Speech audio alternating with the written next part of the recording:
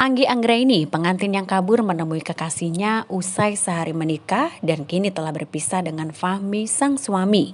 Anggi dan pacarnya Adriaman Lase diketahui pergi ke Medan setelah kabur dari rumahnya di Kecamatan Ranca Bungur, Kabupaten Bogor pada Senin 26 Juni. Bahkan Anggi ternyata tidak pergi begitu saja.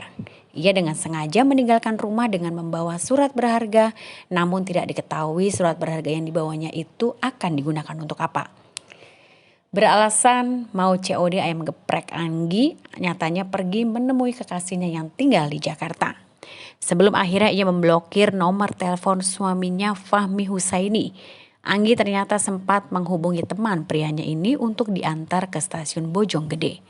Dan rupanya dari stasiun Bojonggede itu Anggi langsung berangkat ke kontrakan Adriaman Lase. Anggi dan Adriaman diketahui berpacaran sampai akhirnya pengantin baru asal Bogor ini menikah dengan Fahmi. Berpacaran dengan Fahmi selama 5 bulan, ternyata Anggi pun diam-diam juga menjalin cinta dengan Adriaman Lase.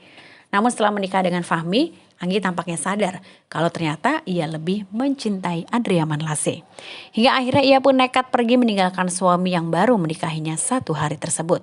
Bahkan Anggi pun rela terbang ke Medan untuk memperjuangkan cintanya dengan Adriaman Lase. Menurut pengakuan Anggi, ia pergi secara sadar untuk menemui Adriaman Lase atas kemauannya sendiri. Kapolsek Ranca Bungur, Ibtu Hartanto Rahim membenarkan keterangan dari Anggi tersebut. Kepada Hartanto, Adriaman Lase juga mengakui kalau Anggi adalah pacarnya.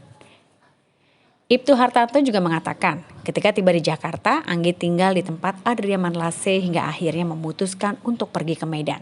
Dan ternyata selama masa pelariannya itu, Anggi rutin mengabari ibundanya di Ranca Bungur via WhatsApp. Bahkan Anggi juga sempat memberitahu sang ibunda soal keberadaannya di Medan bersama dengan Adriaman Lase. Saat di Medan, keduanya pun kehabisan ongkos untuk pulang ke Jakarta. Hingga akhirnya Anggi meminta uang untuk ongkos pulang ke Jakarta pada ibunya.